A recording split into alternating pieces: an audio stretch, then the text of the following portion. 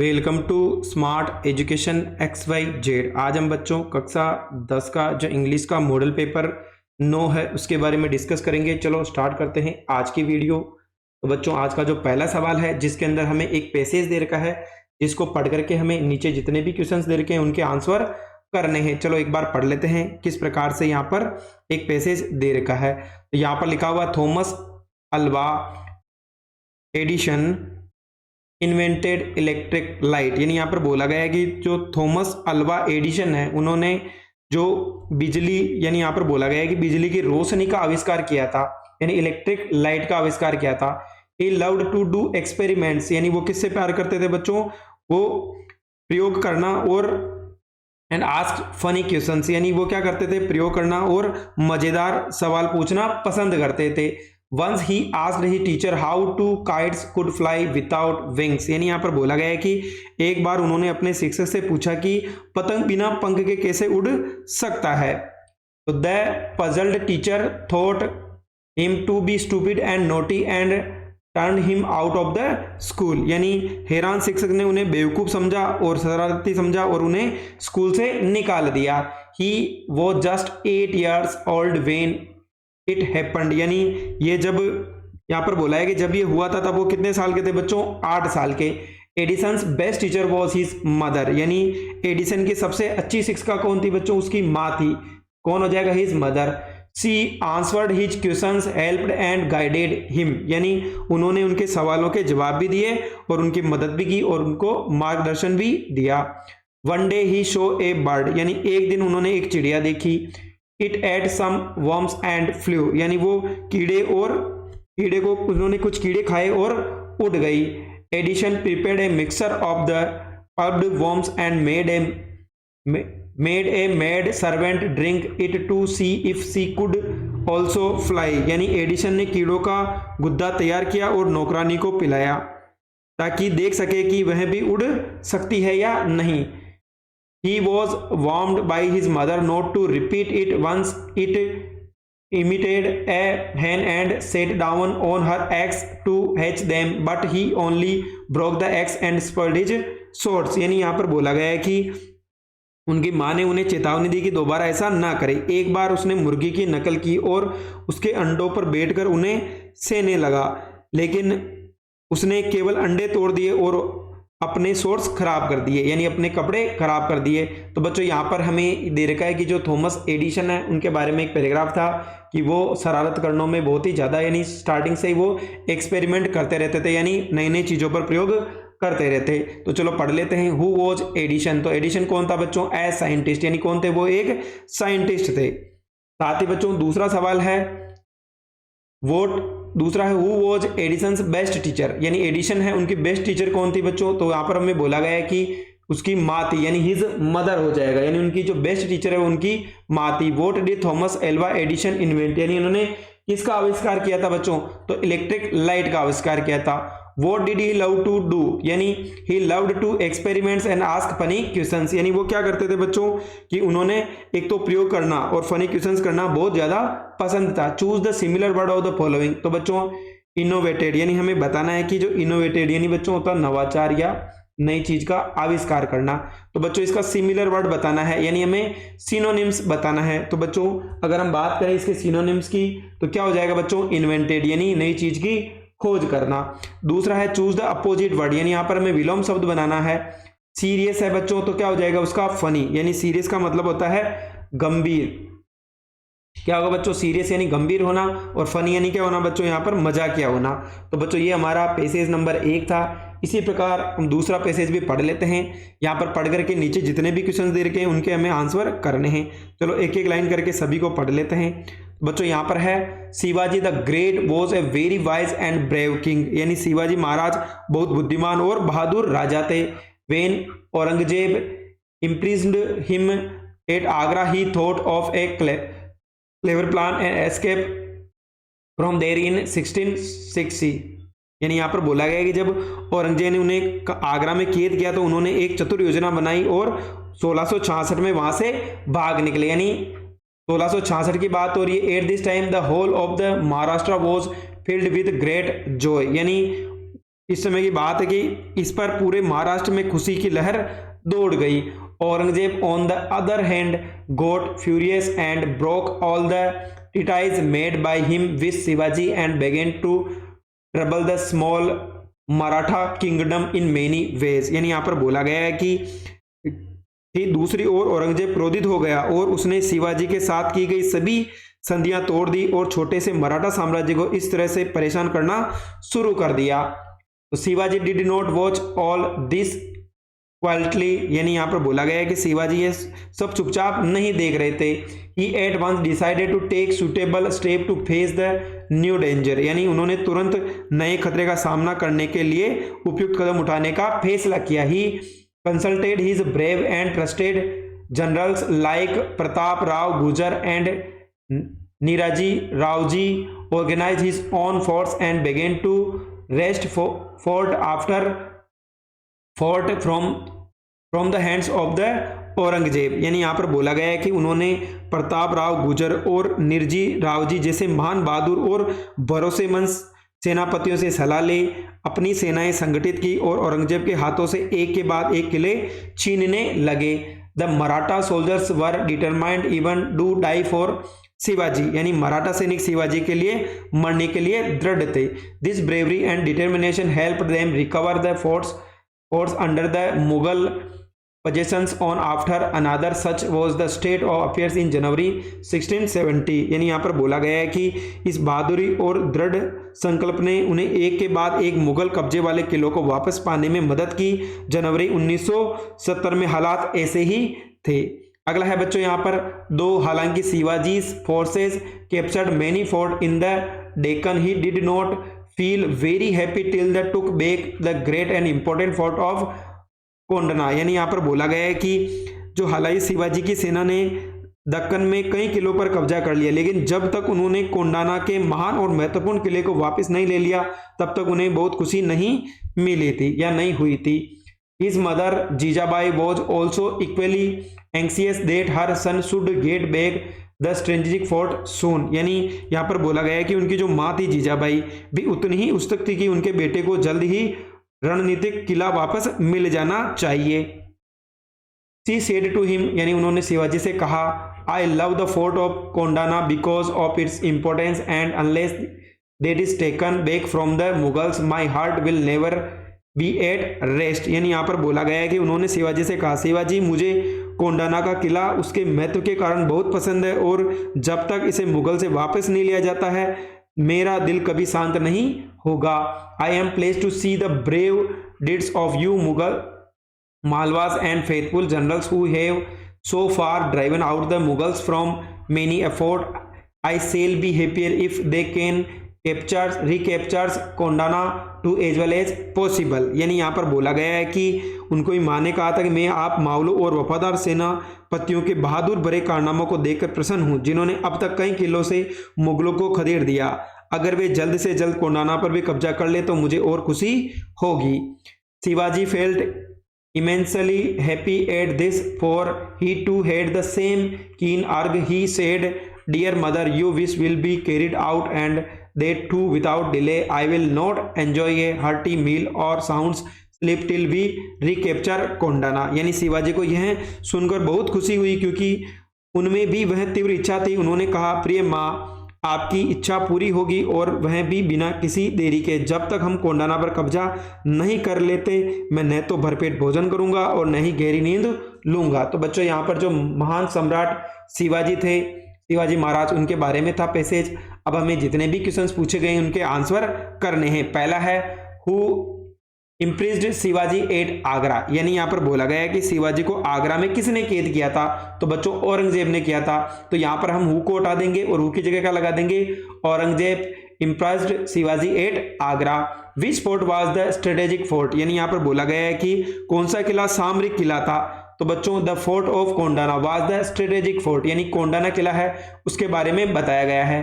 Who were Shivaji's trusted general? यानी यहाँ पर बोला गया है कि शिवाजी के विश्वसनीय सेनापति कौन कौन थे? तो Pratap Rao Gurjar and Niraji Raoji were his trusted generals. यानी यहाँ पर दो जनों का नाम लिया गया है। एक तो लिया गया है कि प्रताप राव गुर्जर और नीराजी राव दोनों क्या थे? उनके सबसे अच्छे सैनिक थे, विश्वसनीय। How did Shivaji come out of the prison of Aurangzeb, यानी शिवाजी औरंगजेब के जेल से कैसे बाहर आए, तो he thought of a clever plan and escape from the jail, यानी शिवाजी एक चतुर योजना सोची और जेल से भाग निकले। What did Shivaji to do get back his fort, यानी शिवाजी ने अपने किले वापस पाने के लिए क्या किया, तो Shivaji organise his own forces and began to rest for अफार्ट फोर्ट, यानी शिवाजी ने अपने सेनापति को संगठित किया और एक के बाद एक किले जीतना शुरू कर दिया। Vote help the Maratha recover the forts, यानी मराठा को किले को पुनः प्राप्त करने के लिए किसने मदद की, तो their bravery and determination help them recover the forts under the Mughal possessions, यानी यहाँ पर बोला गया है कि उनकी प्रतिज्ञा, उनकी बहादुरी और दृढ़ संकल्प ने उन्हें मुगल कब्जे वाले किलों को पुनः प्राप्त करने में मदद की। Vote place did Shivaji make the recapture Kondana, यानी कोंडाना पर पुनः कब्जा करने के लिए शिवाजी ने क्या प्रतिज्ञा की, he placed not to enjoy hearty meal and sound sleep till the would recapture the fort of Kondana, यानी शिवाजी ने प्रतिज्ञा की कि जब तक कोंडाना का किला है वापस हासिल नहीं कर लेंगे तब तक वे ना तो भरपेट खाना खाएंगे और न ही गहरी नींद लेंगे। राइट द सिमिलर वर्ड बताना बच्चों, रिकवर, रिकवर यानी बच्चों होता है पुनर्प्राप्ति, क्या हो जाएगा बच्चों, पुनर्प्राप्ति यानी पुनः हासिल करना। तो बच्चों हमें इसका सिमिलर वर्ड बताना है, तो बच्चों क्या हो जाएगा, रिकैप्चर यानी पुनः कब्जा करना। अगला है बच्चों यहाँ पर अपोजिट वर्ड बताना है, कोवार्ड, कोवार्ड का मतलब होता है बच्चों कायर, तो हमें इसका क्या हो जाएगा बच्चों, ब्रेव हो जाएगा। कोवार्ड यानी कायर होता है, तो ब्रेव क्या हो जाएगा, इसका अपोजिट वर्ड हो जाएगा, ब्रेव यानी बहादुर। तो बच्चों ये हमारा जो 2 नंबर का पैसेज था उसको हमने पढ़ लिया। अब क्वेश्चन नंबर 3 है, तो बच्चों यहाँ पर देखो 3 के अंदर बोला गया है, राइटिंग सेक्शन है, इसकी बात हो रही है। You are Anubhuti living in Ajmer, यानी आप अनुभूति हो, अजमेर में रहती हो। Your friend Sansarika father's had died, यानी आपकी मित्र संसारिका उसके पिताजी की मृत्यु हो गई। Write a letter to her expressing deep condolences on the death of her father. You may touch upon the following points, यानी आपके पिता की मृत्यु पर गहरी संवेदना, उसके पिता की मृत्यु पर गहरी संवेदना व्यक्त करते हुए उन्हें एक पत्र लिखना है और निम्न बिंदुओं का प्रयोग करना है। Shocked to learn about your father's sad demise. He was kind and gentle. Law of nature has to bear. Good may give you strength. May God grant peace to his soul. यानी आपके पिता दुखद निधन के बारे में जानकर मैं स्तंभ हूँ। वह दयालु और सज्जन थे। प्रकृति का नियम उसे सहन करना पड़ता है। ईश्वर आपको शक्ति दे, ईश्वर इनकी आत्मा को भी शक्ति प्रदान करे। तो बच्चों एक हम लेटर देख लेते हैं। सबसे पहले जो भी एड्रेस दे रखा वो आ जाएगा, उसके बाद यहाँ पर फ्रेंड का नाम है संसारिका, तो माय डियर संसारिका आ जाएगा। I was deeply shocked to hear about your father's sad and ultimately demise death. He was a kind gentleman. He always treated me like his own daughter. A man in the world must go one day. It is the law of nature. No one can change it. It is sad and irreparable loss to you, but we are helpless here. We have to bear it. I can't express my grief in words for this great loss. I pray to God to give you strength to bear this loss. May God grant peace to his soul. With deep sympathy, your sincerely अनुभूति, यानी आपके पिता की दुखद और असामयिक मृत्यु के बारे में जानकर मुझे गहरा सदमा लगा। वह एक दयालु सज्जन व्यक्ति थे। उन्होंने हमेशा मुझे अपनी बेटी की तरह पाला था। किसकी तरह बच्चों, अपनी बेटी की तरह। साथ बोला कि दुनिया में एक इंसान को एक दिन तो जाना ही पड़ता है, यह प्रकृति का नियम है, इसे कोई नहीं बदल सकता, यानी no one can change it. It is a sad, यानी यहाँ पर बोला गया आपके लिए एक दुखद और अपूर्णीय क्षति है, लेकिन हमें ये ऐसा है, हमें इसे सहना होगा। मैं इस महान क्षति के लिए अपने दुख को शब्दों में व्यक्त नहीं कर सकती। आई प्रे टू गॉड, मैं ईश्वर से प्रार्थना करती हूँ आपको ये दुख सहने की शक्ति प्रदान करें। ईश्वर उनकी आत्मा को शांति दे। गहरी संवेदना के साथ, योर सिंसियरली अनुभूति। अगला है बच्चों यहाँ पर और है, जिसके अंदर भी हमें एक एप्लीकेशन दे रखी है। चलो पढ़ लेते हैं। Write a letter to the monthly magazine India's today new Delhi about the successful online teaching programme smile by the education minister of government of Rajasthan for the students in government school, यानी राजस्थान सरकार के शिक्षा मंत्री द्वारा सरकारी स्कूलों के विद्यार्थियों के लिए चलाए गए सफल ऑनलाइन शिक्षण कार्यक्रम स्माइल के बारे में मासिक पत्रिका इंडिया टुडे नई दिल्ली को एक पत्र लिखें। तो यहाँ पर बच्चों योर हॉस्टल, यहाँ पर आपका जाए government senior secondary school Jaipur आ गया, साथ में यहाँ एड्रेस आ जाएगा। Sir online teaching programme smile for government school student in Rajasthan, यानी राजस्थान के सरकारी स्कूल के विद्यार्थियों के लिए ऑनलाइन शिक्षण कार्यक्रम स्माइल, इसके बारे में हमें बताना था। तो चलो बच्चों इसको पढ़ लेते हैं, किस प्रकार से लिखना है।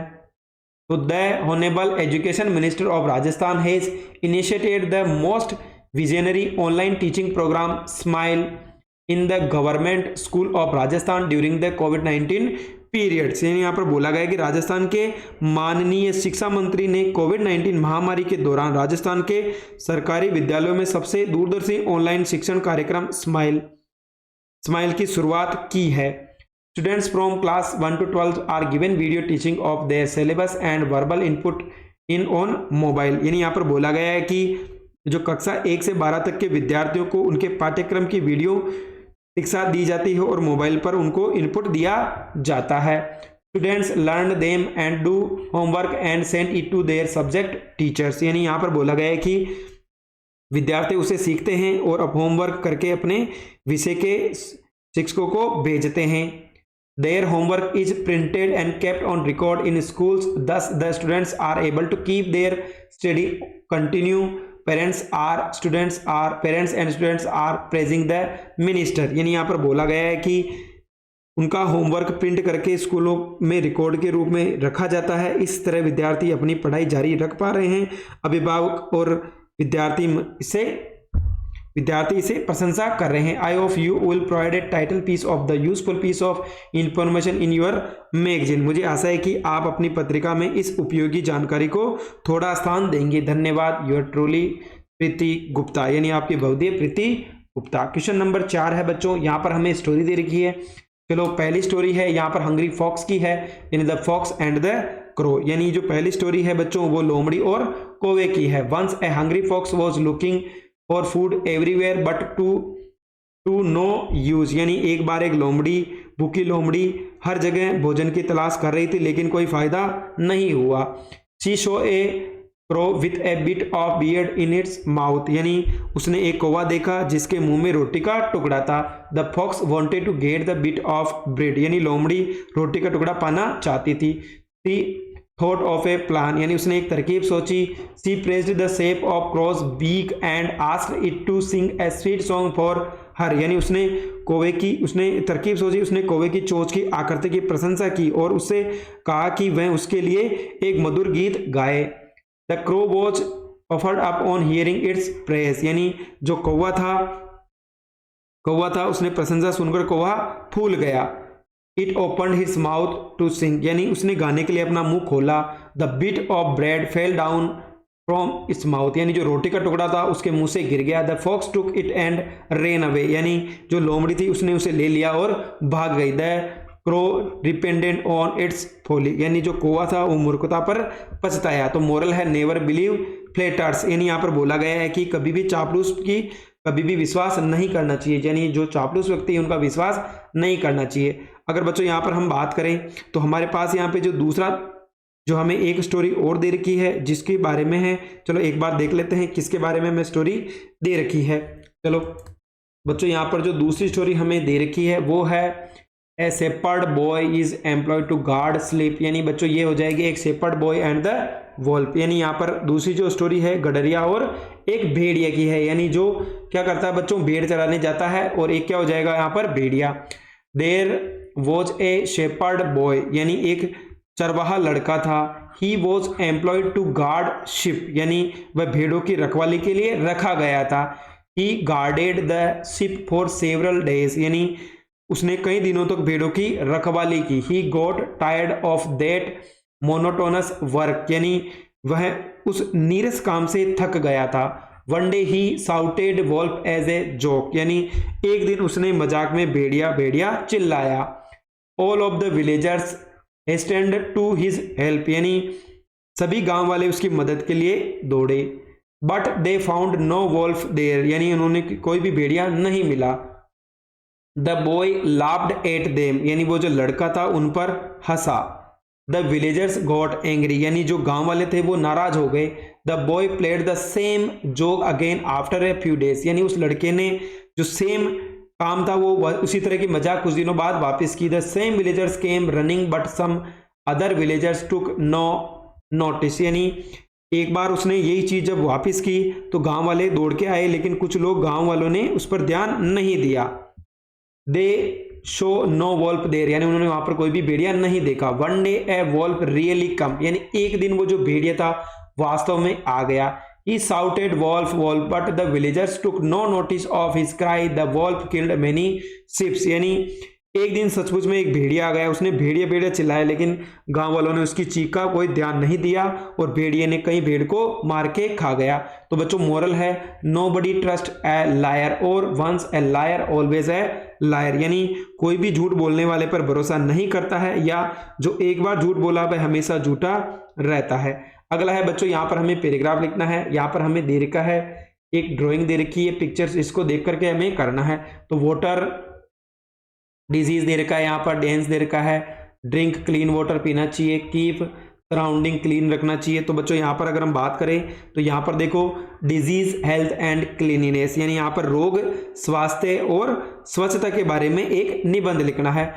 The given visual aid displays water borne disease like dengue, malaria, chikungunya, zika, viral fever etcetera, यानी दिए गए दृश्य में जल जनित बीमारियां जैसे dengue, malaria, chikungunya, zika viral बुखार आदि को दर्शाया गया है। The visual suggest to drink clean water, यानी यहाँ पर जो दृश्य हमें दिखाया गया है उसके अंदर बोला गया है कि हमें साफ पानी का सुझाव दिया गया है। It also suggest to keep the surrounding clean, यानी हमारे जो आसपास का वातावरण है उसको भी हमें स्वच्छ या साफ रखना चाहिए। Clean surroundings keep a person healthy and free from disease, यानी अगर आपका आसपास का वातावरण शुद्ध होगा तो व्यक्ति को स्वस्थ और बीमारियों से मुक्त रखता है। Mosquitoes are born in dirty water and unclean surroundings, यानी यहाँ पर बोला गया है कि जो मच्छर गंदे पानी और गंदे वातावरण में पैदा होते हैं। द स्प्रेड दीज डिजीज, यानी जो क्या करते हैं बच्चों, बीमारियों को फैलाते हैं।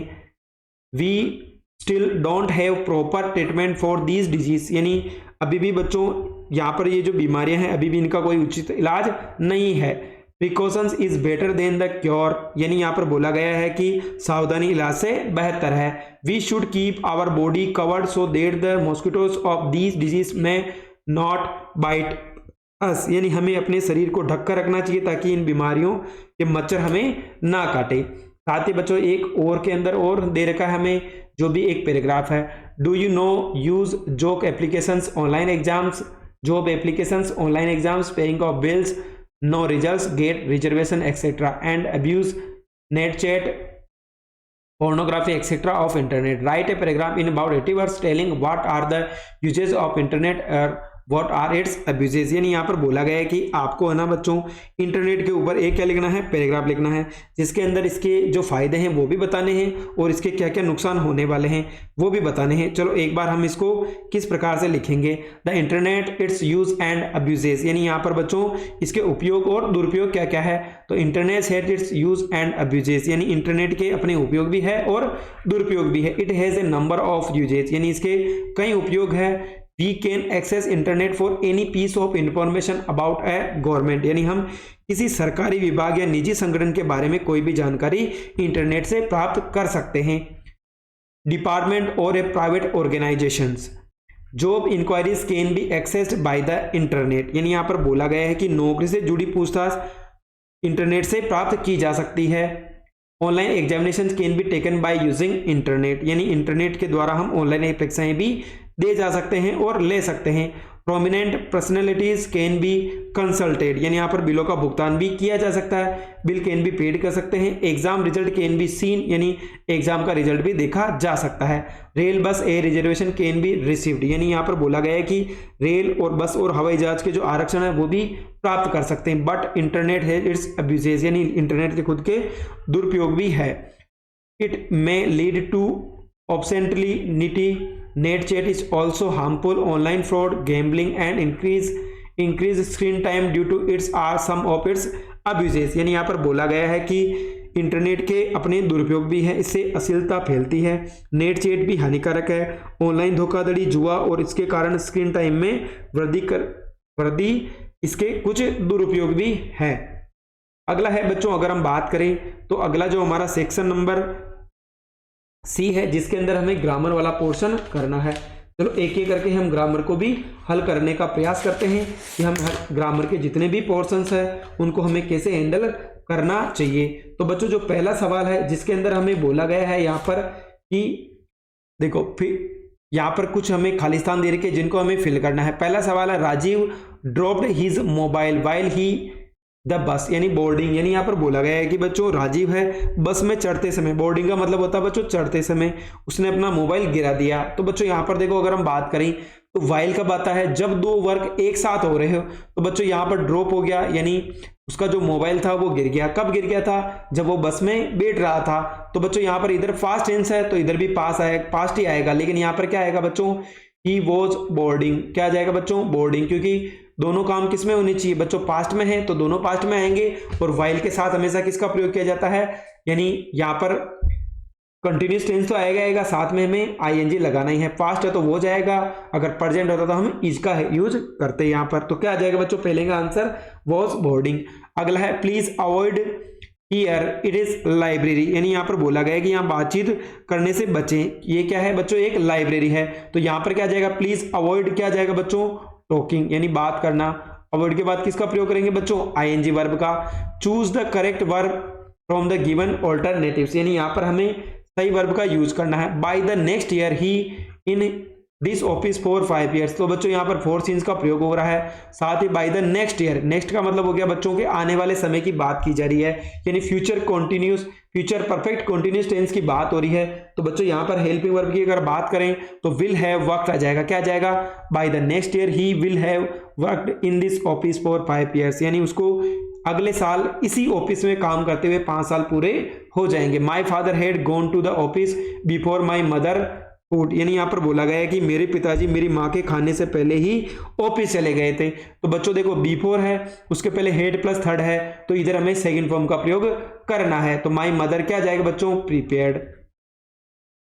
क्या जाएगा बच्चों, प्रीपेयर्ड। अगर यहाँ पे आफ्टर होता है तो आफ्टर के बाद हम हेड प्लस वर्ब की थर्ड फॉर्म का प्रयोग करते हैं और उससे पहले हम सेकंड फॉर्म का प्रयोग करते हैं। अगला है बच्चों अगर हम बात करें तो क्वेश्चन नंबर 7 की, तो बच्चों यहाँ पर बोला गया है कि अगर हम क्वेश्चन नंबर 7 की बात करें तो यहाँ पर बोला गया है कि उतंका, यानी यहाँ पर उतंक बोला है। उतंका क्या बच्चों, Utank said let the serpent king return the earrings, यानी यहाँ पर बोला गया है कि उतंक ने कहा सर्प राज कुंडल लौटा दे। तो बच्चों यहाँ पर अगर हम बात करें तो क्या करा, सजेस्ट करता है। तो बच्चों यहाँ क्या हो जाएगा, उतंक सजेस्टेड देट। क्या आ जाएगा बच्चों, सजेस्टेड देट आ जाएगा। क्या किया था, द सरपेंट किंग। क्या आ जाएगा बच्चों, सरपेंट किंग शुड, यानी बच्चों यहां पर किसकी बात हो रही है, हमें क्या लगाना पड़ेगा बच्चों, यहां पर should return the earrings, यानी यहां पर सजेस्ट किया जाता है।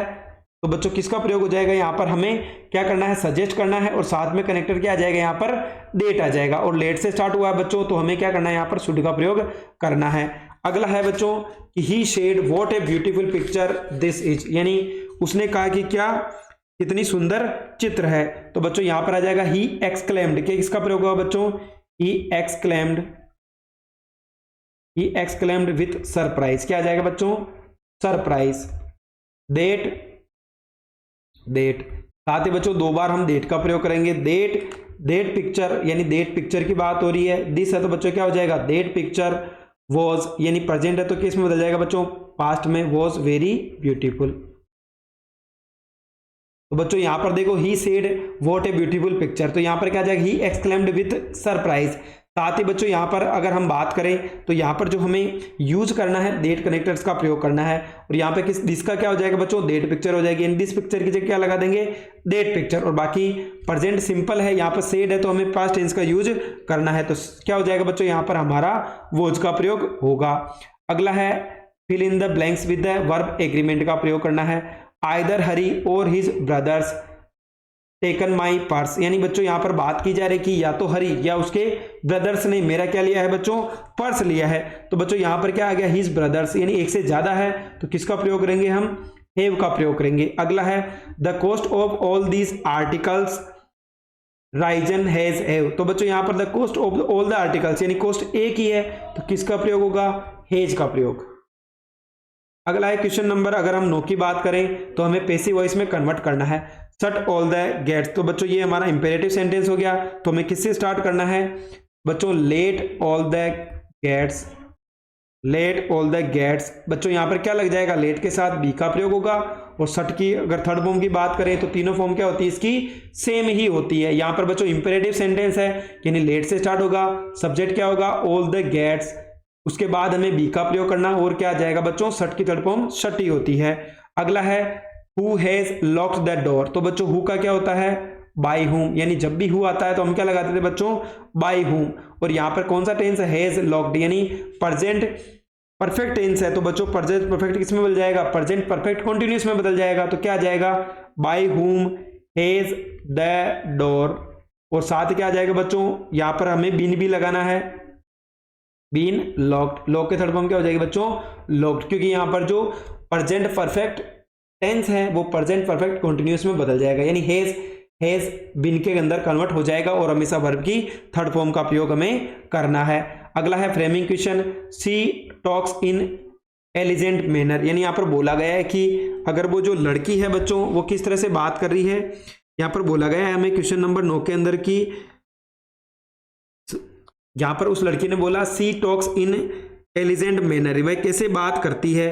तो बच्चों अगर हम बात करें यहाँ पर हाउ यानी कैसे बात करती है, तो बच्चों इसका आंसर क्या हो जाएगा, इन एलिजेंट मैनर। तो इसको हटा दो, बाकी टेंस को वैसे ही लिख दो। तो बच्चों हाउ एस ई एस है, यहाँ पे क्या आ जाएगा, डज। उसके बाद सब्जेक्ट क्या हो जाएगा हमारा, सी टॉक हो जाएगा, यानी हाउ का आंसर यानी कैसे कर रही, इन एलिजेंट मैनर। तो इस वाले वाक्य को हम हटा देंगे। यहाँ पर हमें बताना Javed can't drive A car. तो बच्चों यहाँ पर देखो सबसे पहले हेल्प वर्ब क्या है, केन आएगी, क्योंकि ये नेगेटिव है तो हमें पॉजिटिव बनाना है, तो केन। और उसके बाद सब्जेक्ट क्या है बच्चों, यहाँ पर जावेद है, लड़का है, तो हम किसका प्रयोग करेंगे बच्चों, उसका जो प्रोनाउन है सब्जेक्टिव क्या हो जाएगा बच्चों, यहाँ पर ही हो जाएगा। बच्चों आप यहाँ पर नीचे इसके आंसर है वो भी देख सकते हैं। अगला क्वेश्चन है बच्चों क्वेश्चन नंबर 11। चलो इसको भी एक बार पढ़ लेते हैं किस प्रकार से हमें इसको अटेम्प्ट करना है। अगला बच्चों क्वेश्चन नंबर 11 है, जिसके अंदर हमें बोला है, यहाँ पर भी एक पैसेज है लेकिन बच्चों ये हमारी बुक में से लिया गया है। चलो पढ़ लेते हैं। The next moment he felt his wings spread outwards, यानी यहाँ पर बोला गया है कि अगले ही पल उसने अपने पंख बाहर की ओर फैले हुए महसूस किए। The wind rushed against his breast feathers then under his stomach and against his wings, यानी यहाँ पर बोला गया है कि हवा उसके वक्षस्थल के पीछे से पंखों से टकराई, फिर उसके पेट के नीचे, फिर उसके पंखों से। He could feel the tips of his wings cutting through the air, यानी वह अपने पंखों के सिरे हवा में चीरते हुए महसूस कर रहा था। He was not falling headlong now, he was soaring gradually downwards and outwards, यानी यहाँ पर बोला गया है कि वह अब सिर के बल नहीं गिर रहा था, वह धीरे धीरे नीचे और बाहर की ओर उड़ रहा था। He was no longer afraid, यानी यहाँ पर बोला गया है कि वह अब नहीं डर रहा था। He just felt a bit dizzy, यानी यहाँ पर बोला गया है कि अब वह नहीं डर रहा था, उसने डर नहीं लग रहा था, वह थोड़ा चक्कर आ रहा था। Then he flapped his wings once he ate, he soared upwards, go ga go ga ga ga. Goa call his mother soared past him, her wings making a loud noise. He answered her with another scream. Then his father flew over him, screaming. He saw his two brothers and his sisters flying around his carpeting and banking and soaring and diving, यानी यहाँ पर बोला गया है कि वह नहीं डर रहा था, उसे थोड़ा चक्कर आ रहा था, फिर उसने एक बार अपने पंख फड़फड़ाए और ऊपर की ओर उड़ गया। गा गा गा गा गा कोल आ, उसकी माँ उसके पीछे से उड़ी, उसके पंखों से तेज आवाज आ रही थी। उसने एक और चीख के साथ उसको जवाब दिया, फिर उसके पिता चीखते हुए इसके ऊपर से उड़े। उन्होंने दो भाइयों और अपनी बहन को उसके चारों ओर उड़ते हुए, घुमावदार झुकते हुए, ऊंचे और गोते लगाते हुए देखा। Then he completely forgot that he had not always been able to fly and commended himself to dive and soar and curve stringly, यानी यहाँ पर बोला गया है कि फिर वह पूरी तरह से भूल गया कि वह हमेशा से उड़ने में सक्षम नहीं था। उसने स्वयं को गोता लगाया और ऊंची उड़ान भरने और तीखी आवाज में चीखने के लिए प्रेरित किया। तो बच्चों अगला है what did he feel about his wings, यानी उसने अपने पंखों के बारे में क्या महसूस किया था। तो बच्चों अगर हम बात करें कि यहाँ पर देखो, अगर हम बात करें तो इसका जो आंसर होगा ऑप्शन नंबर बी होगा, he felt that his wings had spread outwards and their tips were cutting through the air. यानी यहाँ पर बोला गया है कि उसे लगा कि उसके पंख बाहर की ओर फैल गए हैं और उसकी नोकें हवा की ओर चीर रही है। अगला है बच्चों question number 2, how did his mother show her Joy. यानी यहाँ पर बोला गया है दूसरे के अंदर की जो उसकी माँ थी, उसकी माँ ने उसे कैसे अपनी खुशी कैसे दिखाई थी, ये हमें बताना है। तो बच्चों यहाँ पर बोला गया है कि she swooped past him with a happy गा गा गा scream। यानी वह प्रसन्नपूर्वक गा गा गा चिल्लाते उसके पास से गुजरी। Who commended himself। यानी यहाँ पर बोला गया कि किसने स्वयं की प्रशंसा की थी। तो बच्चों ये यंग सीगल ने की थी। तो पहला ऑप्शन सही हो जाएगा। How did he feel when he was shoring gradually downwards and outwards. यानी यहाँ पर बोला गया है कि वह धीरे धीरे नीचे और बाहर की ओर उड़ रहा था, तो कैसा महसूस हुआ उसको। He was no longer afraid, he just felt a bit dizzy. यानी वह उसे डर तो नहीं लग रहा था, लेकिन उसको चक्कर आ रहे थे। What did his brother and sister to do encourage him। यानी उसके भाई बहनों ने उसका हौसला बढ़ाने में क्या किया। तो his two brothers and sister were flying around his in order to encourage him in his first flight। यानी उससे उड़ान, बच्चों यहाँ पर जो अगर दूसरा वाला है उसके अंदर बोला गया कि उसकी उड़ान भरने में उसे प्रोत्साहित करने के लिए उसके दो भाई बहनों ने उसके ओर चारों ओर चक्कर लगाए। राइट द सिमिलर वर्ड लिखना है। तो बच्चों यहाँ पर दे रखा हमें स्लोली। स्लोली का मतलब बच्चों अगर हम बात करें तो क्या होता है, धीरे धीरे। तो हमें इसका सिनोनिम्स बताना है। तो क्या हो जाएगा बच्चों, ग्रेजुअली। यानी क्या हो जाएगा, धीरे धीरे। ग्रेजुअली का मतलब भी क्या होता है, धीरे धीरे। तो बच्चों यहाँ और का सवाल एक और दे रखा है जिसके अंदर भी हमें एक टेक्स्ट बुक का पैसेज दे रखा है। चलो पढ़ लेते हैं। At that point he become known as the Buddha. यानी यहाँ पर बोला गया है कि उस समय वे बुद्ध के नाम से जाने गए। The Buddha preached his first sermon at the city of Banaras, most holy of the dipping place on the river Gangas. That sermon has been preserved and is given here. It reflects the Buddha's wisdom about inscrutable king of suffering। यानी यहाँ पर बोला गया है कि उस समय वे बुद्ध के नाम से जाने जाते थे।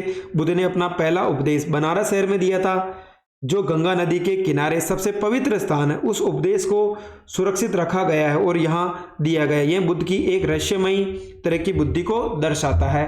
The king Gotami had an only son and he died in her grief. She cared the dead child to all the neighbors, asking them for medicine, and the people said she has lost her sense, the boy is dead। यानी यहाँ पर बोला गया है कि गौतमी का इकलौता बेटा था और वह मर गया। अपने दुख में वह मृत बच्चों को लेकर सभी पड़ोसियों के पास गई और उनसे दवा मांगी, और लोगों ने कहा वह अपना होश खो बैठी है, उसका लड़का मर चुका है। एट लेंथ किस्सा Gautami made a man who replied her request, I cannot give the medicines for my child, but I know a physician who can। And girl said, pray tell me sir who is it is। And the man replied, go to यहाँ पर बोला गया है कि Shakyamuni the Buddha. यानी यहाँ पर बोला गया है कि अतः किसी गौतमी की मुलाकात एक व्यक्ति से हुई जिसने उसे अनुरोध पर उत्तर दिया, मैं तुम्हारे बच्चे के लिए दवा नहीं दे सकता, लेकिन एक चिकित्सक को जानता हूं जो दे सकता है। लड़की ने पूछा, कृपया मुझे बताएं श्रीमान वह कौन है। तो आदमी ने उत्तर दिया, जाओ शाक्य मुनि बुद्ध के पास। तो Buddha preached his first sermon at. यानी जो बुद्ध था उन्होंने पहला उपदेश अपना कहाँ दिया था। तो बच्चों उन्होंने बनारस के अंदर अपना पहला उपदेश दिया था।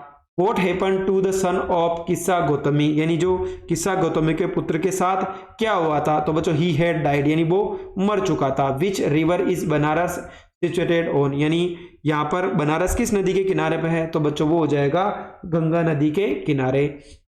What did किस्सा Gautami do in her grief। यानी यहाँ पर बोला गया है कि किस्सा गौतमी ने अपने दुख में क्या किया था। तो in his grief Kisa Gotami carried her dead son to all the her neighbours for medicine. ये यहाँ पर अपने दुख में किसी गौतमी अपने मृत बच्चे को दवा के लिए सभी पड़ोसियों के पास लेके गई थी।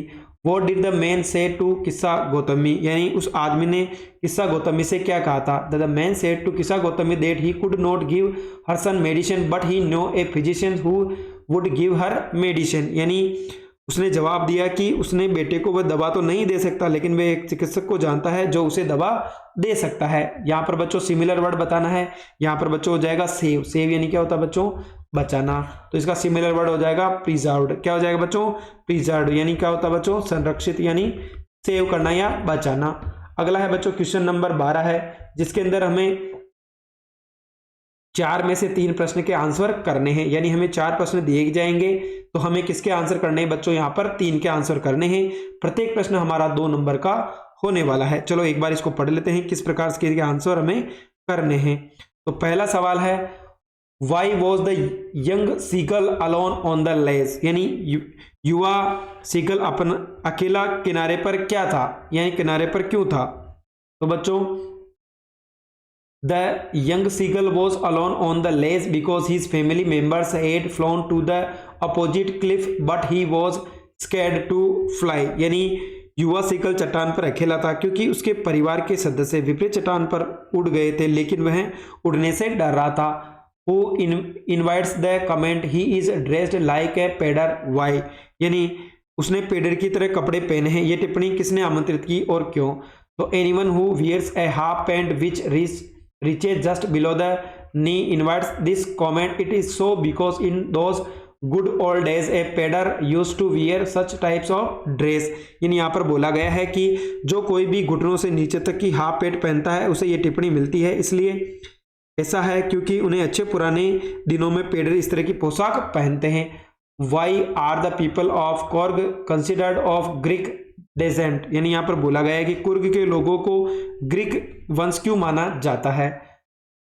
As one story goes a part of Alexander army moved south along the coast and settled here when return become impractical these married amongst the locals, यानी एक कहानी के अनुसार सिकंदर की सेना का एक हिस्सा समुद्र तट के साथ दक्षिण की ओर चला गया, जब वापस लौटना अव्यवहारिक हो गया तो उसे आकर बस गया। इन लोगों ने स्थानीय लोगों के बीच विवाह किया। Why did Lencho not want money through email, यानी लेंचो डाक से पैसा क्यों नहीं चाहता था।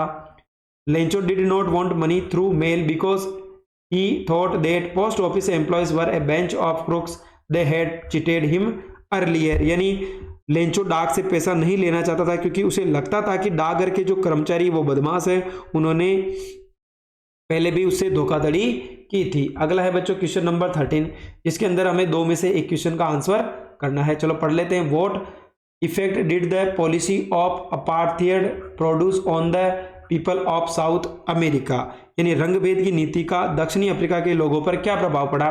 तो Mandela said that the policy of apartheid created a deep and lasting would wound in his country and his people. It would take many years of recover from the deep and strong wound, but the decades of oppression and brutality had another effect that produced men of extraordinary courage, wisdom and generosity. Oliver Tambo, Walter Sisula, Chief Luthuli, Yusuf Dandu, Bram Fischer, Robert Tokupov, etc. were some of the great personalities that the policy of apartheid of produced, यानी यहाँ पर बोला गया कि मंडेले ने कहा कि रंगभेद की नीति ने उनके देश और उनके लोगों में एक गहरा और स्थायी घाव पैदा कर दिया है।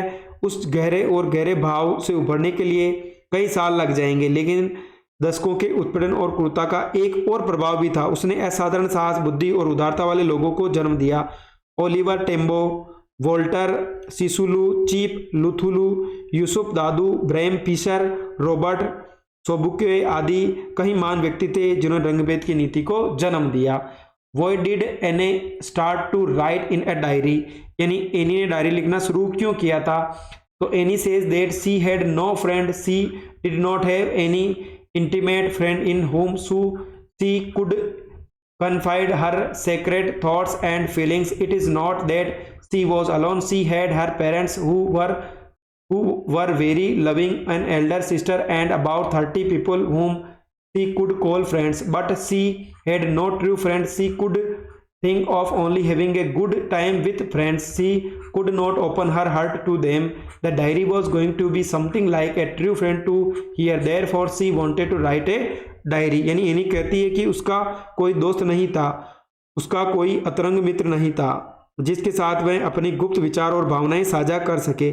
ऐसा नहीं कि वह अकेली थी, उसके माता पिता थे जो वो उसे बहुत प्यार करते थे, एक दिन बहन और लगभग 30 लोग थे जिन्होंने वह दोस्त कह सकती थी, लेकिन उसका कोई सच्चा दोस्त नहीं था। वह केवल दोस्त के साथ अच्छा समय बिताने के बारे में सोच सकती थी। वह अपने दिल की बात उनके सामने नहीं खोल सकती थी। डायरी कुछ ऐसी होने जा रही थी जैसे कोई सच्चा दोस्त हो, इसलिए एक डायरी लिखना चाहती थी। अगला है बच्चों क्वेश्चन नंबर 14 है। यहाँ पर भी हमें 2 क्वेश्चंस दे रखे हैं, हमें एक क्वेश्चन का आंसर करना है, यानी 2 में से हमें एक क्वेश्चन को ही करना है। चलो पढ़ लेते हैं। Why is it necessary for Lomov to marry, यानी लोमाओ के लिए शादी करना क्यों आवश्यक था। First it is impossible for Lomov not to marry as he himself said to. Second, it is already 35 years of age as he informed, so it is a critical as. Third, he wants to lead a quiet and regular life. He suffers from palpitations, यानी यहाँ पर बोला गया कि सबसे पहले लोमाओ के लिए शादी न करना असंभव है, जैसा कि वह खुद कहता है। दूसरा है वह पहले से भी 35 वर्ष का था, जैसा कि वह बताता है, ये एक महत्वपूर्ण उम्र है। तीसरा वह एक शांत और नियमित जीवन जीना चाहता है, वह दिल की धड़कन से पीड़ित है। Write down the affectionate and abhorrent terms used for Lomov by Chubukov, यानी यहाँ पर बोला गया है कि चुकोबॉव द्वारा प्रयुक्त स्नेही और घृणित शब्दों को लिखिए। चुकोबॉव affectionately addressed Lomov as my dear fellow, my darling, my treasure, my beauty et cetera. Chubukov's abundantly addressed Lomo as pettifogger, malicious, double-faced, intriguer, villain, sacrecos, blind then, turned, ghost, superb, soges, wizen-faced, crumbed, etc. यानी चोकोबोव ने लोमो को प्यार से मेरे प्यारे साथी, मेरे प्रिय, मेरे खजाने, मेरी सुंदरता आदि नाम से संबोधित किया। चोकोबोव ने गणनापूर्वक लोमो को पेटीफोगर, दुर्भावनापूर्ण, दोहरे चेहरे वाला, षड्यंत्रकारी, खलनायक, बीजुका, अंधी मुर्गी, सलजम का भूत, भरवा, सोसेज, मुरझाए चेहरे वाला मूर्ख आदि नामों से उसे संबोधित किया था। Read any of the following extract, यानी बच्चों यहाँ पर एक्सट्रैक्ट वाले क्वेश्चंस है, पहले हम इसको पढ़ लेते हैं, उसके बाद इसके जितने भी क्वेश्चंस हैं उनके आंसर करने का प्रयास करेंगे। But he is locked in a concrete cell, his strength behind bars, talking the length of his cage, ignoring visitors, यानी यहाँ पर बोला गया है कि लेकिन वह कंक्रीट की कोठरी में बंद है, उसकी ताकत सलाखों के पीछे है, वह पिंजरे की पूरी लंबाई में घूम रहा है, आगंतुकों की अनदेखी कर रहा है। How does a tiger behave in a cage, यानी पिंजरे में बाघ कैसा व्यवहार करता है। The tiger ignores the visitors who came in the visit to zoo, he seems to be easy and disturbed and roars in his cage, यानी बाघ चिड़ियाघर में घूमने आए दर्शकों को अनदेखा कर देता है, वह बेचैन और परेशान दिखता है और उसके पिंजरे को दहाड़ता है। How is the tiger kept in the जू, यानी चिड़ियाघर में बाघ को कैसे रखा जाता है। The concrete cell is made for a tiger in the zoo, strong bars are used to make his enclosure so that he may not escape, यानी चिड़ियाघर में बाघ के लिए कंक्रीट का पिंजरा बनाया गया है, उसके बाड़ों को बनाने के लिए एक मजबूत सलाखों का इस्तेमाल किया गया है ताकि वह भाग ना सके। Don't eat that chocolate Amanda, remember you acne Amanda, will you please look at me when I am speaking to you Amanda, यानी वह चॉकलेट मत खाओ अमंडा, अपने मुहासे को याद रखो अमंडा, जब मैं तुमसे बात करूंगी तो कृपया मेरी तरफ देखोगी अमंडा। अगला है यहाँ पर why does Amanda mothers tell her not to eat chocolate, यानी अमंडा की माँ उसे चॉकलेट खाने से मना क्यों करती है। तो Amanda's mother tell her not to eat chocolates because she has acne on her face, यानी उसके चेहरे पे क्या हो जाएगी, मुहासे हो जाएगी। Was Amanda looking at mother when she was speaking to her, यानी क्या अमंडा अपनी माँ की ओर देख रही थी जब उसने अमंडा से बात कर रही थी। तो यहाँ पर हो जाएगा no Amanda was not looking at her mother, यानी उसकी माँ की तरफ नहीं देख रही थी। क्वेश्चन नंबर 16 है, इसके अंदर हमें 3 में से 2 क्वेश्चन के आंसर करने हैं। What side of nature do crow and hemlock represent, यानी यहाँ पर बोला गया है कि कौवा और हेमलॉक प्रकृति में के किस पक्ष पर प्रतिनिधित्व करते हैं। तो बच्चों यहाँ पर हम पढ़ लेते हैं कि इसका आंसर क्या होगा। पहला क्वेश्चन है बच्चों इसके अंदर, the crow represent the dark and sorrowful side of nature, the hemlock represent the poisonous side of nature, man face both these things at different times in his life। यानी कौवा प्रकृति के अंधेरे और दुखद पक्ष का प्रतिनिधित्व करता है, हेमलॉक प्रकृति के गहरे पक्ष का प्रतिनिधित्व करता है। मनुष्य अपने जीवन में अलग अलग समय पर इन चीजों को सामना करता है देखने का। Why does the poet not want to intrude on the boy? यानी यहाँ पर बोला गया है कि जो कवि है, यहाँ पर कवि क्या बोल रहा है, कवि बोल रहा है कि लड़के पर दखल क्यों नहीं देना चाहता। The poet does not want to intrude on the boy because the boy is learning how to bear the loss on his own, he allows him to think। यानी यहाँ पर कवि कहता है कि कवि लड़के के काम में दखल नहीं देना चाहता क्योंकि लड़का खुद ही नुकसान सहना सीख रहा है, वह उसे सोचने की अनुमति देता है। Why will no one be sad according to the poet? यानी कवि के अनुसार कोई भी व्यक्ति दुखी क्यों नहीं है। According to the poet Anne Grocery, no one will be sad because no one will love her or herself but for her golden hair। यानी यहाँ पर बोला गया है कि कवि एनी ग्रेगरी के अनुसार कोई भी दुखी नहीं है क्योंकि कोई भी उसके लिए नहीं बल्कि सुनहरे बालों के लिए प्यार करेगा। क्वेश्चन नंबर 17 है जिसके अंदर हमें दो प्रश्न दे रखे हैं, हमें एक क्वेश्चन को अटेम्प्ट करना है। Draw a brief character sketch of Hari Singh. यानी यहाँ पर बोला गया है कि हरि सिंह का संक्षिप्त चित्रण कीजिए। तो Hari Singh was an experience and Fairlie successful thief. यानी हरि सिंह एक अनुभवी और काफी सफल चोर था। He was quite cunning and shrewd. यानी यहाँ पर बोला गया वह काफी चालाक और चतुर था।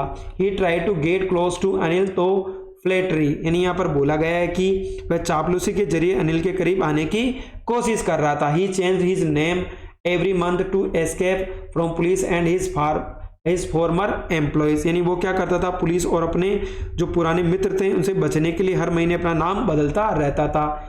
He stole money from Anil and wanted to get away with it, but Anil his kindness and his gratitude to Anil changed his heart completely and transformed him from a thief into a gentleman. He wanted to earn his living by honest means now। यानी यहाँ पर वो बोलना चाह रहा है कि अब अनिल से पैसे चुराता था और उससे बच निकलना चाहता था, लेकिन अनिल की दयालुता और अनिल के प्रति उसकी कृतज्ञता ने उसका दिल पूरी तरह बदल दिया। उसे एक चोर से एक सज्जन व्यक्ति में बदल दिया। वह अब ईमानदारी से अपना जीवन यापन करना चाहता था। What was the role of education in the life of भोली? यानी यहाँ पर बोला गया है कि भोली के जीवन में जो शिक्षा है उसकी क्या भूमिका है। तो education change the life of Bholi. यानी शिक्षा ने भोली का जीवन बदल दिया। Her teacher told her to speak without fear, she motivated her to study. यानी उसकी शिक्षिका ने उसे बिना किसी डर के बोलने के लिए कहा, उसने उसे पढ़ाई के लिए प्रेरित किया। A new ray of hope came into the life of Bholi through her teacher's effort. She emerged as a confident bold respectful person. Education imparted as strength of mind knowledge and understanding. She turned from a fool into a enlightened and sensible girl. She refused to marry a man, a mean, greedy and contemptible coward. She was bold enough to face the mean society। यानी यहाँ पर बोला गया है कि भोली जीवन में आशा की एक नई किरण आई। उसने शिक्षक के प्रयासों से वह एक आत्मविश्वासी, साहसी और सम्मानीय व्यक्ति के रूप में उभरी। शिक्षा ने उसे मानसिक शक्ति, ज्ञान और समझ प्रदान की। वह एक मूर्ख से एक प्रबुद्ध और समझदार लड़की बन गई। उसने मतलबी, लालची और गणित कायर से शादी करने से इनकार कर दिया। वह मतलबी समाज का सामना करने के लिए प्रयास चाहती थी। अगला है बच्चों क्वेश्चन नंबर 18 है जिसके अंदर हमें कोई दो क्वेश्चन करने हैं। टोटल हमें 3 प्रश्न पूछे गए हैं। पहला सवाल, how is Ausable different from other secret agent. यानी यहाँ पर बोला गया है कि जो ओसेबल था वो अन्य गुप्तचर एजेंट थे उनसे किस प्रकार भिन्न है। तो Ausable does not look active and agile as a secret agent should be. He is very fat and his accent is peculiar. यानी यहाँ पर बोला गया है कि ओसेबल एक गुप्तचर एजेंट की तरह सक्रिय और चुस्त नहीं दिखता, वह मोटा और उच्चारण अजीब है। How did Horace came to know about the shape of Shotover Grange. यानी यहाँ पर बोला गया है कि हॉरेंस को सूटओवर ग्रेंज की तिजोरी के बारे में कैसे पता चला। There was a article published in a magazine, this disclose that he that the safe content jewels worth 15,000 pounds, यानी यहाँ पर बोला गया है कि एक पत्रिका में एक लेख छपा था, उसमें बताया गया है कि तिजोरी में 15,000 पाउंड के गहने हैं। Why was Madame Loisel a great success in the ball, यानी यहाँ पर बोला गया है कि मैडम लॉयसेल को बॉल में बड़ी सफलता क्यों मिली। तो यहाँ पर बोला गया है कि बच्चों Madame Loisel was the prettiest of all, she was elegant, generous, smiling and full of joy, everyone wanted to know about her, यानी यहाँ पर बोला गया है कि मैडम लॉयसेल बहुत सुंदर थी, वह सुंदर, उदार और मुस्कुराती और खुशियों से भरी हुई थी, हर कोई उसके बारे में जानना चाहता था। आज का जो अंतिम सवाल है बच्चों क्वेश्चन नंबर 19, जिसके अंदर हमें 4 प्रश्न पूछे जाएंगे, चाहे प्रश्न हमारे एबेसडे वाले होने वाले हैं। तो बच्चों पहला सवाल, how many money did Anil gave to Hari Singh, यानी यहाँ पर बोला गया है कि अनिल ने हरी को कितने पैसे दिए थे। तो ₹50 नोट, यानी उसने उसको 50 रुपये का नोट दिया। What was the actual worth of the necklace, यानी हार का वास्तविक मूल्य क्या था। तो बच्चों था 5,000 rupees. Finally who decides not to invade the earth, यानी पृथ्वी पर आक्रमण न करने का निर्णय कौन लेता है, ये हमें बताना है। तो बच्चों यहाँ पर क्या हो जाएगा, think tank. Who was Ramlal, यानी रामलाल कौन था। तो बच्चों वो क्या था, एक रेवेन्यू ऑफिशियल था, यानी राजस्व अधिकारी था। तो बच्चों ये हमारा कक्षा 10 का मॉडल पेपर 9 था। इससे पहले हमने इसके 8 मॉडल पेपर ऑलरेडी अपलोड कर दिए हैं, आप प्लेलिस्ट के द्वारा उनको भी वॉच कर सकते हैं। अगर आपको हमारी मेहनत पसंद आई हो तो चैनल को लाइक करें, सब्सक्राइब करें और अपने दोस्तों के साथ भी शेयर करें। Thank you.